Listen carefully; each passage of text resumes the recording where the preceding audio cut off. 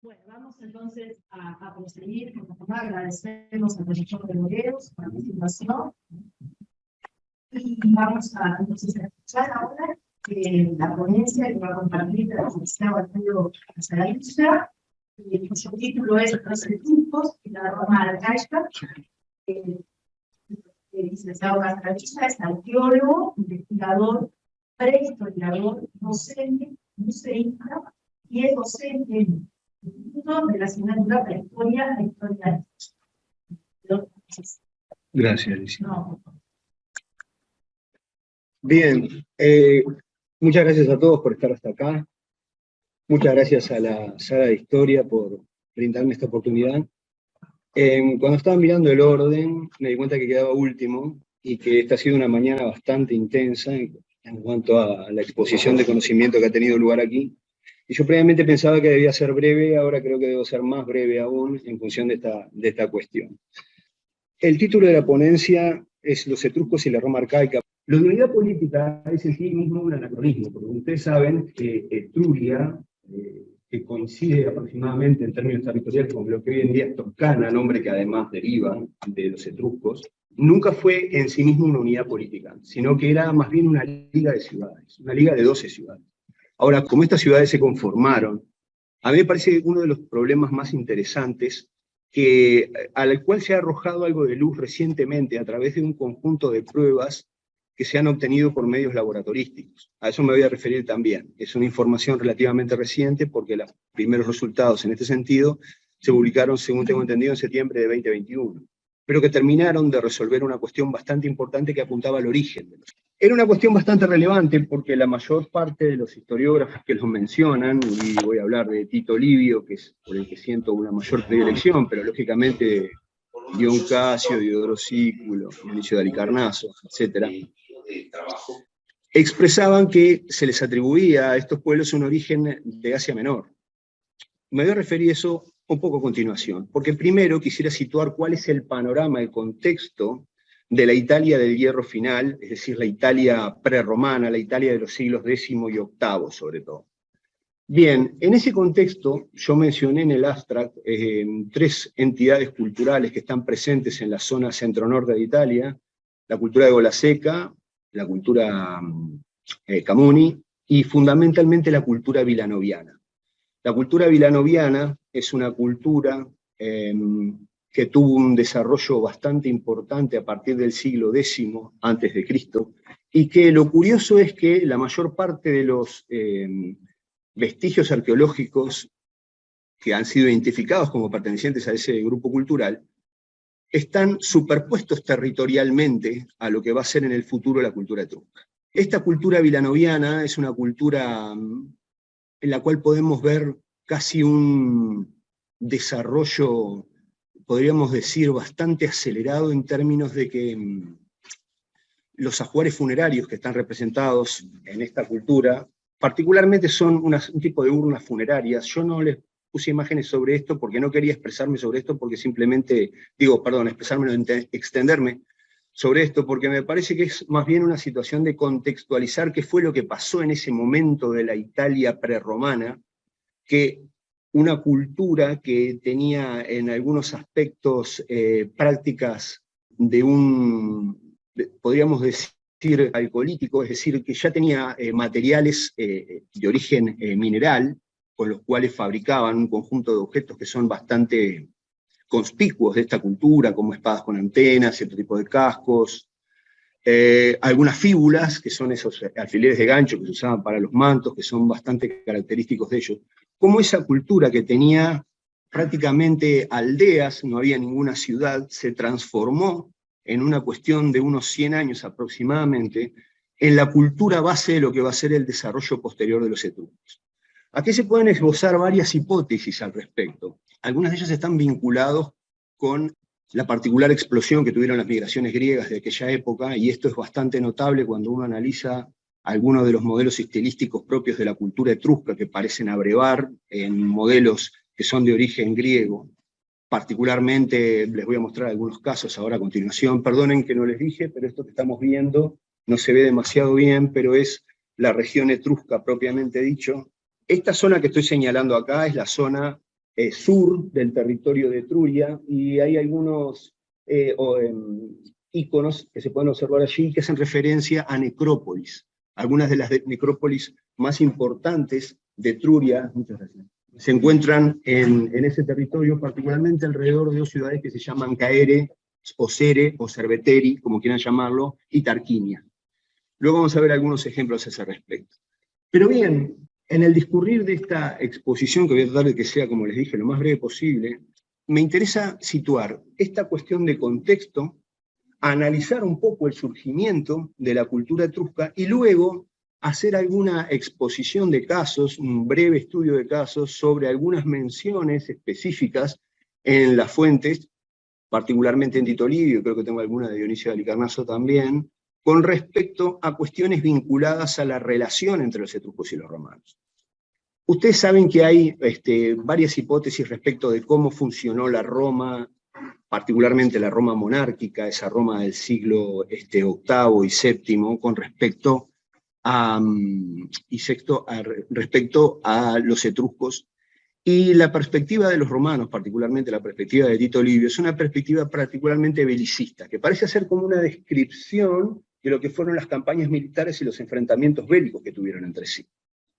Si bien es cierto que hay un trasfondo de competencia por el territorio, porque, bueno, claramente se encuentran muy cerca de Roma, aquí tenemos un mapita un poco más grande del territorio de Etruria, con la señalización de algunas de las principales ciudades. Como les decía, la cuestión de la Liga de 12 ciudades era aproximadamente, digo aproximadamente porque hay alguna discusión sobre alguna de ellas, si formaban parte de las principales ciudades que integraban la Liga Etrusca, que solían reunir en el santuario de Voltumna, donde era como una suerte de espacio de toda la nación, por decirlo de alguna manera. Pero las grandes ciudades que formaban la Liga de los Etruscos no solamente eran las ciudades que propiamente dicho formaban parte de Etruria, porque había otras ciudades de algo menos de entidad, y fíjense ustedes que, ¿dónde está Roma, no?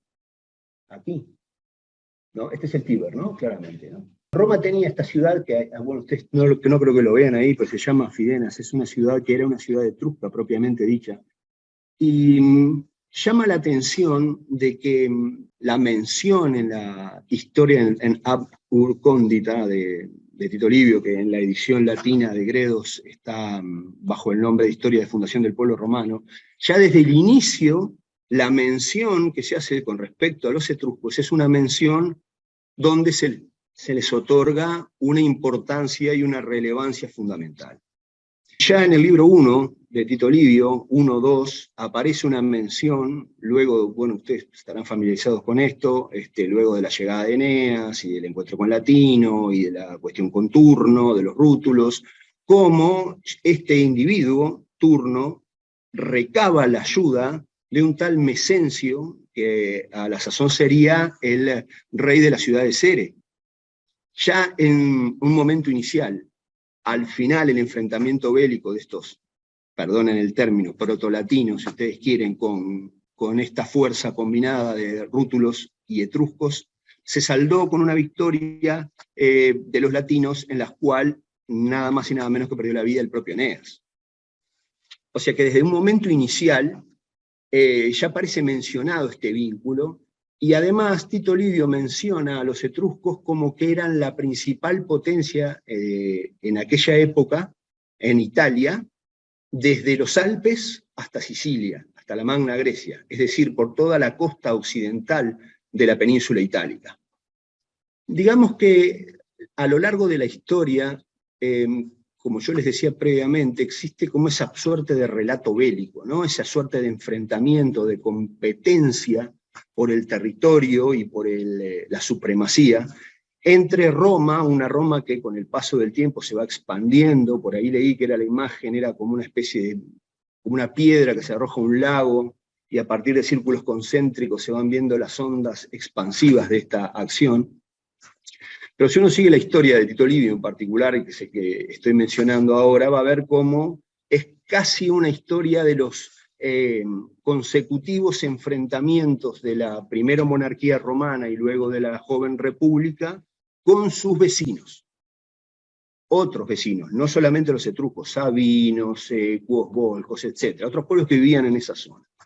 Pero, en particular, el enfrentamiento con los etruscos siempre se antoja como uno que entraña un peligro particular, porque no solamente existía la posibilidad de enfrentarse con los etruscos vecinos, que eran no solo los fidenates, estos de la ciudad de Fidena, sino principalmente los de Beio, que acá dice es otra ciudad que se puede encontrar en la etimología como Bey o Beyes, que era una ciudad muy importante, tal vez una de las ciudades etruscas más importantes de la época.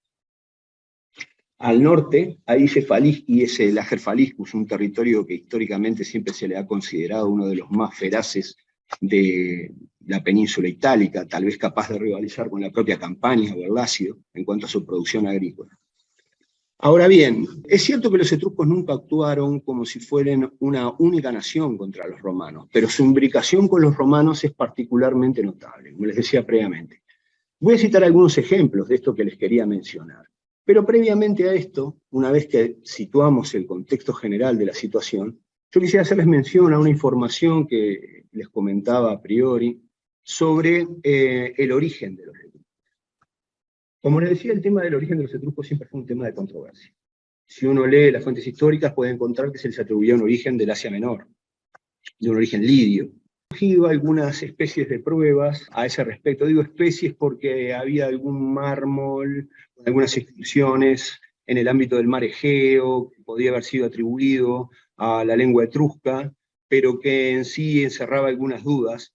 Y ahora ha venido a darse una investigación que ha arrojado una luz definitiva, muchas gracias, una luz definitiva sobre esta cuestión, que tiene que ver con un estudio dirigido por un conjunto de investigadores bastante profuso, que unos provienen de la Universidad de Tübingen, que es una universidad alemana, la Universidad de Florencia, y a su vez el Instituto Max Planck. Yo no sé si alguno de ustedes ha escuchado el nombre, pero hoy en día es uno de los centros de investigación de más reputación en general y en términos de esto que yo les voy a referir ahora, que es genómica en particular. Bien, se hizo un análisis sobre una muestra de un conjunto bastante importante de individuos provenientes de necrópolis. Voy a hacer un pequeño paréntesis, porque como recién les contaba Liz, yo soy arqueólogo y no puedo contenerme. Bueno, las formas de reconstruir un genoma humano han avanzado muchísimo, como ustedes seguramente saben, en los últimos tiempos. Digamos que para tener muestras susceptibles de análisis laboratorísticos se ha mejorado mucho, pudiéndose obtener algunas secuencias, algunas muestras, que se transforman en secuencias de genoma, de algunas partes esqueletarias, donde cuando yo era estudiante hace 1000 años, no se podía. Pero que ahora sí. Entonces esto ha arrojado una serie de datos muy importantes y que han terminado de resolver esta cuestión. Desgraciadamente en esta imagen no aparece justamente una escala que está más abajo, bueno, no importa, yo se los comento, sobre la cantidad de muestras. Hay una cantidad de muestras bastante importante que son previas al año 500 a.C., sobre necrópolis etruscas. Después hay otra muestra que abarcaría la época, digamos, de la Roma republicana e imperial, e inclusive se extendieron hasta muestras que provienen de la Edad Media, para entender cuál fue la evolución del origen poblacional de estos individuos, de esta cultura. Ahora bien, yo no me voy a abstraer de todo lo demás para centrarme estrictamente en la cuestión que atañe al momento histórico del que estamos hablando, que sería, podríamos decir, la primera mitad del primer milenio. Bien, todas las muestras arrojan una pertenencia innegable a los etruscos como de un origen itálico. Ya hacía bastante tiempo que los investigadores que forman parte del mainstream de producción de conocimiento respecto de esta cultura habían llegado a un acuerdo en ese sentido, pero como que digamos que de alguna manera este tipo de pruebas arrojan definitivamente una evidencia que nos habla de un claro origen itálico.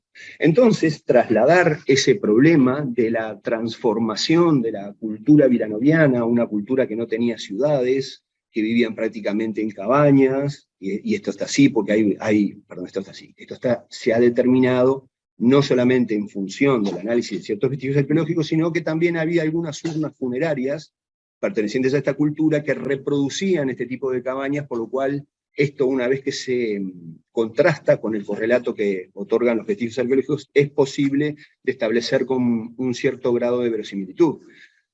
Ahora bien, ¿cómo esa cultura se transformó en la cultura etrusca? Creo que es uno de los problemas históricos más interesantes que hay para ese periodo de la historia de la península itálica y particularmente de la mitad noroccidental de la península itálica.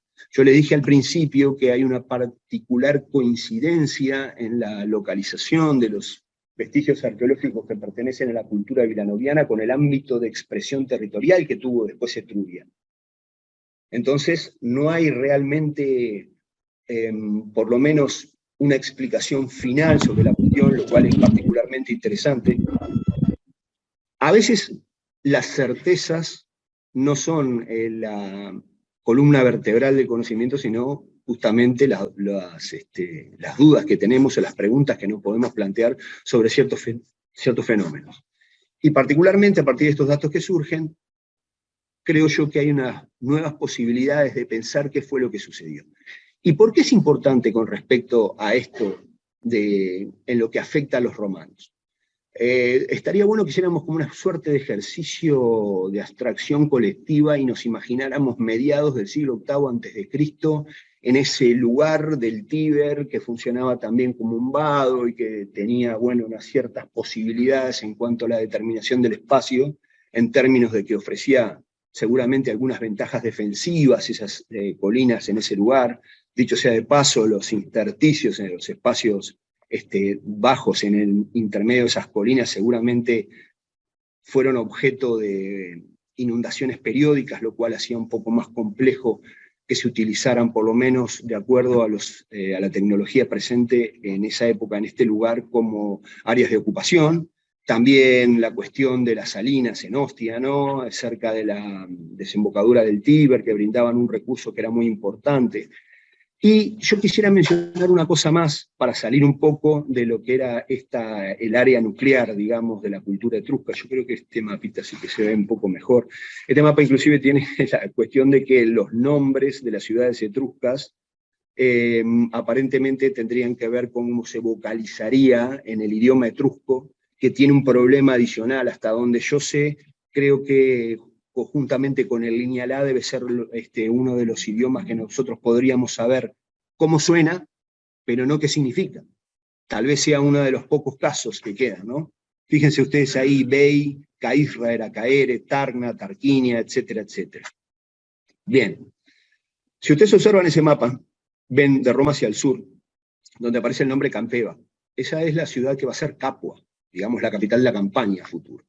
En ese momento de la historia, en el siglo VIII, previo, digamos, al VII, que tal vez sea el siglo de apogeo, de auge de la cultura etrusca, esa ciudad estaba bajo control de los etruscos. Como ustedes saben, Campania es un territorio itálico que brinda una enorme cantidad de producción agrícola de altísima calidad.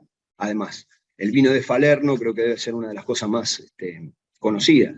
Ahora bien, existían dos formas, si ustedes quieren, en que los etruscos pudieran llegar desde el territorio de Etruria propiamente dicho, ¿sí?, de este territorio hasta este lugar.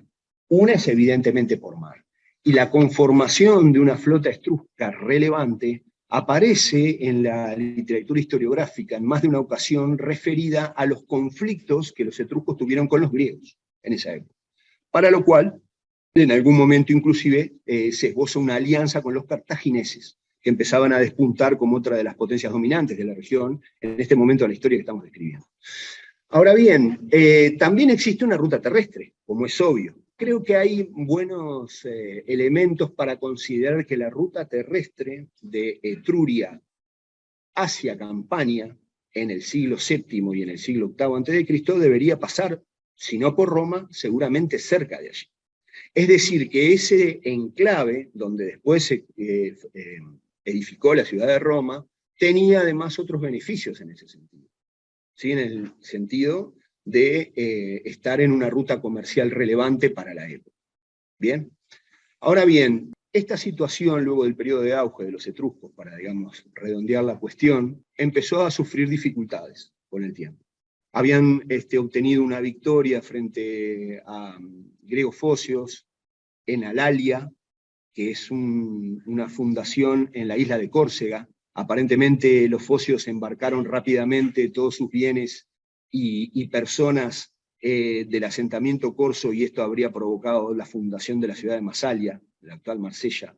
Es una cuestión, me parece, desde el punto de vista histórico, un problema interesante. Pero más allá de esto, el siglo VI marca un punto de inflexión seguramente en lo que es el desarrollo y la expansión de los etruscos.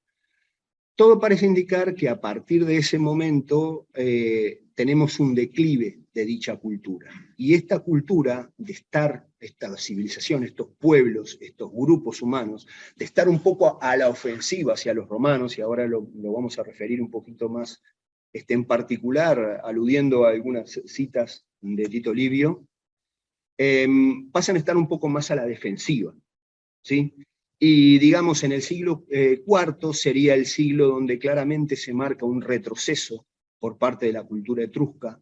Tradicionalmente, el 396, la fecha de la toma de Veii, se considera como un momento en el cual realmente el pueblo etrusco sufre un golpe del cual tal vez nunca se pueda recuperar.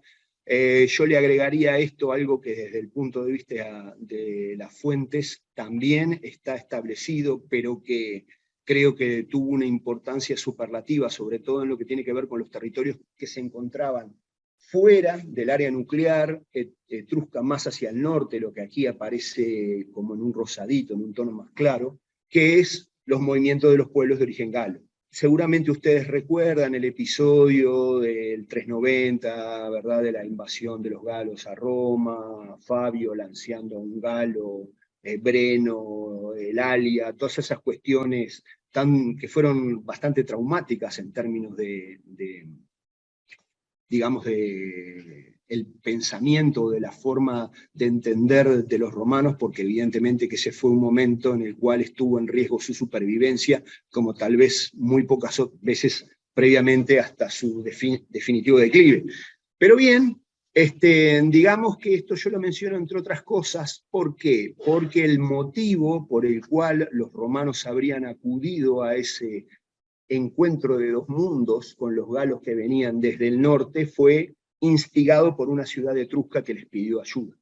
Creo que fue Clusium, si mal no recuerdo. Bien, ahora me gustaría, si cuento con la anuencia de ustedes, de ir haciendo como redondeando esta cuestión y llegando a los aspectos finales, haciendo, como les decía, una referencia, un juego de intercambio en cuanto a mencionar algunas citas de la obra de Livio, donde se mencionan a los etruscos desde un punto de vista que es el que en lo que me es personal, y sobre todo frente a esta exposición, me resulta más interesante, que no es necesariamente el aspecto bélico, sino el aspecto cultural, ¿sí? Hay una salvedad que quiero hacer, y es que, como ustedes saben, la obra de Tito Livio es una obra que está destinada a ensalzar los valores antiguos del pueblo romano, y que de alguna manera está atravesada permanentemente por esa concepción, esa noción de la virtus, algo tan interesante y tan difícil de describir a carta cabal, digamos. Es más bien tal vez algo que responda a acciones concretas, pero que tiene una base de carácter emocional. Tal vez en algún momento se pueda profundizar sobre la cuestión. Bien, como les decía al principio, ya al comienzo de la obra de Livio, ya en el primer libro, en una etapa prerromana, cuando Roma ni siquiera se había fundado, ya aparece una referencia, que es la que les mencioné previamente, a los etruscos y a la condición que estos tenían de ser el poder hegemónico del territorio romano. Todos sabemos que la crítica historiográfica es una cuestión natural e irrelevante a la hora de analizar textos de esta naturaleza. Pero si por un instante nos permitimos ser un poco laxos en ese sentido y pensamos que probablemente la fundación de Roma, o lo que podría ser el episodio en el cual las 7 colinas estuviesen más o menos en digamos, en un marco político unificado, por ser lo más discreto que sea posible, Estos episodios que está describiendo Tito Livio en el marco de un mito histórico habrían sucedido bastante tiempo antes. Si uno ve lo que aparece después con la dinastía Silvia, ¿no? Todos los acontecimientos vinculados a Alba Longa, y ese es el momento donde surgen Rómulo y Remo, sería el momento de mediados del siglo VIII, para ser generosos en ese sentido, digamos, o discretos, si me permiten. Bueno, estos acontecimientos seguramente transcurrirían 150 años antes, tal vez, si es que alguna vez ocurrieron. Bien, pero en todo caso, ya para esa época hay referencias que podemos encontrar este texto histórico y que a su vez tienen un correlato en el plano arqueológico. Yo creo que acá hay como una suerte de aumento en las condiciones de verosimilitud de ciertos enunciados que podemos efectuar, ciertas afirmaciones, cuando obtenemos una corroboración cruzada que proviene de ambas fuentes de construcción de conocimiento. En Livio 1.8 aparece una mención a la adopción por parte de los romanos de algunos objetos que tenían una importancia, una relevancia claramente vinculada con el poder por parte de los etruscos, y una de ellas es la famosa silla curul. Esta silla curul que usaban los magistrados con imperium, ¿verdad? En la antigua Roma. También la toga pretexta, y ni más ni menos que la adopción del uso de los lictores. Los lictores, que eran los que seguían a los magistrados con imperium, son 12, ¿verdad? Hay quien afirma que este número no solamente había sido tomado en la función del lictor, de una costumbre etrusca, sino que 12 aludía a las 12 ciudades que formaban la Liga Etrusca. Es una posibilidad. Bien, en 1.34, cuando tenemos la llegada de quien va a ser el quinto rey de Roma, es un episodio extraordinariamente jugoso, me parece a mí. Más allá de todo el aspecto mítico que es Lúcumo, ¿no? El que va a ser Lucio Tarquinio Prisco, ¿verdad? El quinto... Sí. Quinto rey de Roma. Había un episodio, tal vez es porque yo soy muy fan de Tito Livio, ¿no? Creo que eso se nota. Bien, tal vez más allá de lo que se describe fácticamente, haya algunos otros elementos que nosotros podamos leer entre líneas de la cuestión. Este tal Lúcumo, fíjense que el magistrado etrusco era el Lucumón, además era hijo de un exiliado griego, de Marato, creo que si mal no me acuerdo. Bueno, pero que había casado con una mujer de nombre Tanaquil que pertenecía a la nobleza etrusca, a la más alta nobleza etrusca. Tito Livio expresa que su llegada con gran cantidad de riqueza y clientes al ámbito de esa novel ciudad, que iba adquiriendo cada vez mayor relevancia, estuvo vinculado al hecho de que no obtenían, Tito Livio dice que particularmente era la esposa de este matrimonio quien sufría esta cuestión, los honores que correspondía a la alta cuna de la mujer y a la riqueza y posición que tenía este tal, primero Lúcumo y luego Lucio Tarquinio Prisco. Entonces eso los motiva a migrar hacia Roma.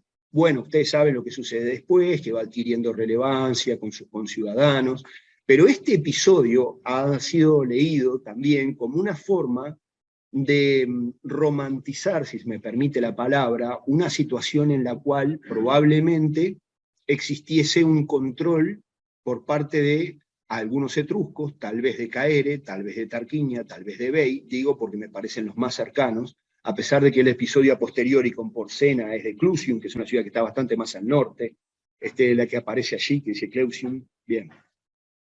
Pero en todo caso muestra una clara intrusión de ese mundo en las más altas dignidades de Roma. Ahora bien, ustedes saben que esto inclusive ha llevado pie a que se establezca hasta una división en el orden dinástico romano, de la monarquía romana, entre la monarquía romuliana y etrusca.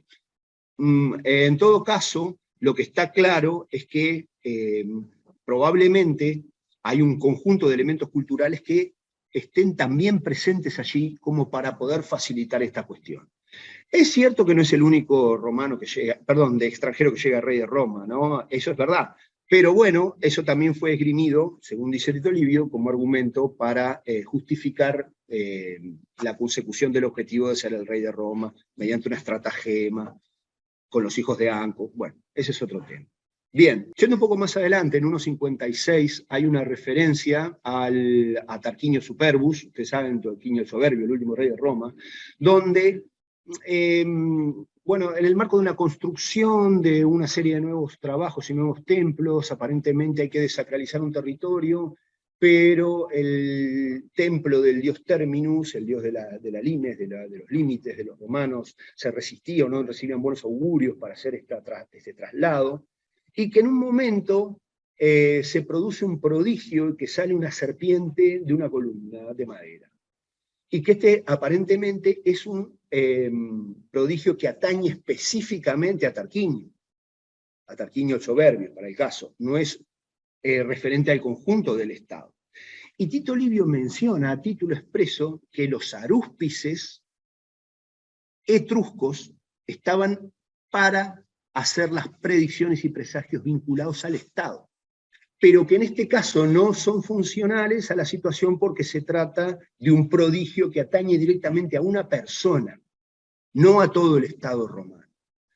Y si uno extrapola un poco la cuestión, es claro que había por parte de los romanos un reconocimiento a las habilidades etruscas en términos de lo que es la religión en general, y particularmente en los presagios, que llevaba a que los propios romanos trajeran a divinos etruscos cuando había necesidad de ello. Esto es una cuestión bastante interesante porque más allá de que los romanos en ningún momento esgrimen la posibilidad de ser inferiores en el plano militar a lo que es la fuerza etrusca, hay como una suerte de reconocimiento tácito de que los etruscos tenían los mayores conocimientos en términos de las artes adivinatorias. Por ahí ustedes están informados sobre los ostentaria, fulminaria, la arupicina, todas las artes adivinatorias que eran tan relevantes en la cultura etrusca. Y particularmente los arúspices, aquellos que leen las entrañas de las víctimas, son tal vez uno de los adivinos más solicitados por parte de los romanos, y es fácil imaginar que algunos aspectos de la religión romana hayan sido claramente influidos por esta situación precedente. Finalmente, ustedes saben que cuando Tarquinio es expulsado con el surgimiento de la República Romana, a finales del VI, va a buscar refugio a Etruria, particularmente a Vei y a Tarquinia. Y ahí intenta convencer a sus compatriotas, siendo que él era el rey de Roma, ¿no?, de que no pueden permitir que una situación de esta proceda. Esgrime una serie de argumentos que sería un poco baladí traer aquí a colación, pero que nos hablan de una familiaridad muy importante entre quien detentaba la máxima magistratura romana, o el rey de Roma, con la cultura etrusca, y su propio nombre así lo denotaba. Quiero mencionar dos episodios más, si ustedes me permiten, para redondear la cuestión. Uno de ellos es el que ustedes seguramente conocen, que es el que está vinculado al rey de Clusium, a Las Porcena, que es el que termina respondiendo de alguna manera a esta demanda de Tarquinio, y es el que invade Roma, invade el territorio romano.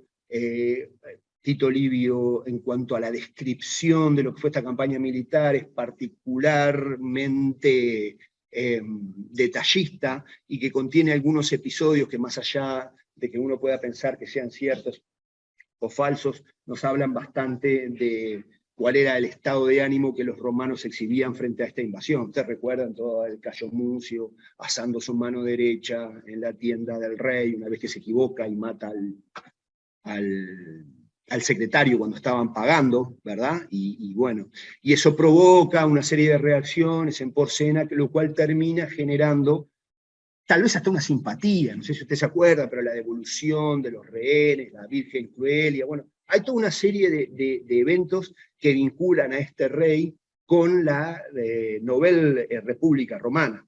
Y finalmente quisiera mencionar una cuestión vinculada a esto, porque estos acontecimientos tendrían lugar en el paso del VI al V, Y este es un momento que es muy relevante para los etruscos, porque aquí hay un actor que es, creo yo, bastante interesante, brevemente. Arrunte, el hijo de Lars Porsena, luego de no haber obtenido lo que querían en Roma, sitia una ciudad que se llama Aricia. Al sitio de esa ciudad van los aricios, van hasta Cumas, que es una ciudad griega, básicamente, muy importante por la Sibila de Cumas, con ramos de suplicantes, y allí hay un individuo particularmente interesante, se llama Aristodemo, ¿no? que va a constituir a posteriori como el tirano, que consigue derrotar a los etruscos, y tal vez podríamos considerar que las ambiciones de los etruscos en un territorio externo al territorio propio de Etruria tal vez hayan tenido en esta situación del sitio de Aricia su punto final. Da la impresión, particularmente a lo largo del siglo V, de que los etruscos, si bien la guerra romano-etrusca tiene altibajos para ambos lados, empiezan a estar a la defensiva, como les decía previamente. ¿Sí? Finalmente, quisiera mencionar dos cosas más, si me permiten. Una de ellas, no voy a resistir la tentación de leerles un breve fragmento. Hay alguna persona que se ríe porque no sé si tiene la fortuna o la desgracia de tener clase conmigo, pero esto yo lo hago bastante seguido. Pero les cuento rápidamente cómo es. En el sitio de Veies se prolonga, y se empieza a ver sitios en invierno, también una serie de cambios en el plano militar. Y lo que sucede es que, claro, los romanos y los etruscos estaban cerca y entablaban conversaciones. Esto me parece bastante interesante porque se entendían entre ellos, siendo que no hablaban la misma lengua. Y hay algunas referencias a que en esa época, algunos jóvenes, en esa época y previamente, pertenecientes a la nobleza romana, también se educaban en Etruria. Y tal vez el hecho de que este individuo que intentó matar a Lars Porsena, que era un noble romano joven de nombre Cayo Mucio, se pudiera meter sin ningún problema hasta estar parado al lado donde está el rey pagándole a la soldadesca, sin ningún problema tenga que ver con que había no solo semejanzas desde el punto de vista étnico, sino también un conocimiento del idioma. Y esto yo lo cito ¿en qué sentido? En el sentido de que pretendo abundar la hipótesis de que la vecindad y la cercanía cultural llegaba al grado de que podían llegar a entenderse unos con otros sin necesidad de intérpretes. ¿Sí? Bien, un joven, un romano, creo que el centurión, no me acuerdo bien ahora, empieza a entablar diálogo con un anciano de Veies. Empiezan a hablar, supongo ya los gritos, separados, y este anciano de Veies aparentemente era un auguro, un arúspice, creo que era un arúspice, pero en todo caso tenía potestades adivinatorias.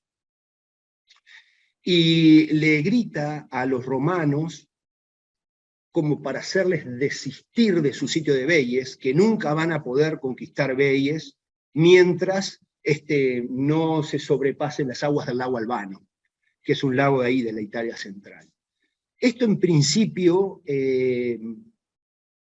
genera duda porque en ese momento había muchos presagios, pero no se les otorgaban demasiada importancia, pero en este caso, al conocer la naturaleza del individuo que emite esas palabras, seguramente bajo una inspiración divina, tiene una importancia superlativa, a tal punto de que se concierta un encuentro y el joven, aprovechando que era más fuerte, arrebata al anciano y se lo lleva a campo romano, entre la gritería de los etruscos. Y es presentado frente al Senado, y allí, para poder, de alguna manera, yo creo que justificar sus actos, que tenían una suerte de vicio de traición, sabio etrusco, versado en las artes adivinatorias, lo justifica de esta manera, ¿sí?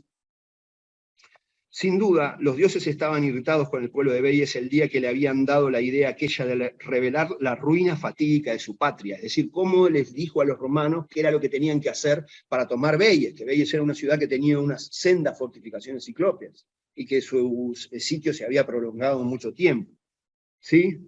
Que por otra parte, si se callaba, lo que entonces había vaticinado el impulso de un soplo divino no podía revocarlo como no dicho, y por otra parte, si se callaba lo que los dioses inmortales querían se divulgase, incurría tal vez en un crimen no menor que si revelaba lo que debía permanecer oculto.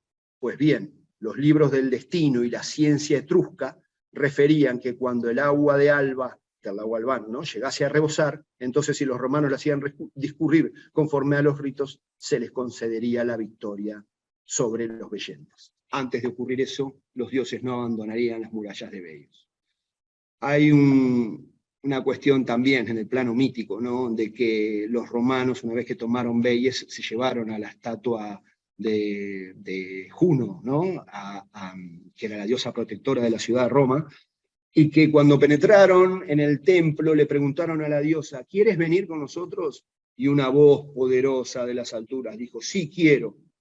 Y que esto se reflejó en que el peso de la estatua de Juno era extremadamente liviano mientras era llevada en andas a un lugar digno de su majestad en territorio romano. Bien, tenía planeado usar bastante más esto. Ustedes me sabrán disculpar, pero nada más que bueno, se ve muy pequeño, esta la famosa quimera de Arezzo, seguramente ustedes la conocen, es un bronce etrusco, pero yo la había colocado aquí porque tenía la intención, bueno, podemos ver, para ilustrar, el famoso sarcófago de los esposos, esto es de Caere, ¿no? Las pinturas, esta es fantástica, ¿no?, la pintura de los adivinos, se llama la tumba de los adivinos, esto es un Tarquinio. Miren la posición, ¿no?, del adivino con la mano sobre la cabeza y extendiendo, ¿no? Y bueno, acá no se ve muy bien, pero tenían como unos zapatos en punta por los cuales los etruscos también eran famosos. Bueno, los frescos de las tumbas de las necrópolis etruscas nos dicen muchísimo de la vida, y como pueden ver, hay una profusa representación de ritos religiosos, como este es el caso, ¿verdad? Hay claramente un individuo que tal vez sea el promotor o del acto, un flautista, un individuo femenino que porta un objeto que seguramente contenía líquidos para libaciones, y finalmente otro individuo más que está en el altar, toda la figura enmarcada por otra sedente a la derecha, ¿no? Bien, los danzantes. Este es un aspecto de algunas de las necrópolis etruscas. Vieron que se trata de tumbas de corredor, ¿no? Esto yo lo menciono porque este tipo de tumbas en Europa son bastante relevantes para la Edad de Hierro, y a la cual no parece ser ajeno en cuanto a la construcción, en cuanto a la arquitectura funeraria, los etruscos. Y esto se ve muy pequeño, es la loba capitolina, como ustedes ya lo saben, y es con lo que quería terminar la cuestión. La loba, bueno, de estos se han escrito ríos de tinta, pero hay un consenso general de que la loba, en concreto, era etrusca, era un bronce etrusco. Si uno lo analiza, ve que hay muchas posibilidades, por lo menos desde el punto de vista estilístico, que sea un animal de tipo etrusco. Los querubines, que están representando a Rómulo y Remo, mamando de las tetas de la loba, son una adición posterior. Pero en realidad yo solamente lo quería exponer aquí como para una suerte de reflexión final de la cuestión, ¿no? Acá tenemos un símbolo que es irrenunciablemente romano. ¿Quién podría decir que la loba no es el símbolo de Roma? Pero tal vez haya sido una construcción, una fabricación, un producto de la artesanía etrusca, independientemente de que nosotros hoy en día identifiquemos claramente este objeto con Roma.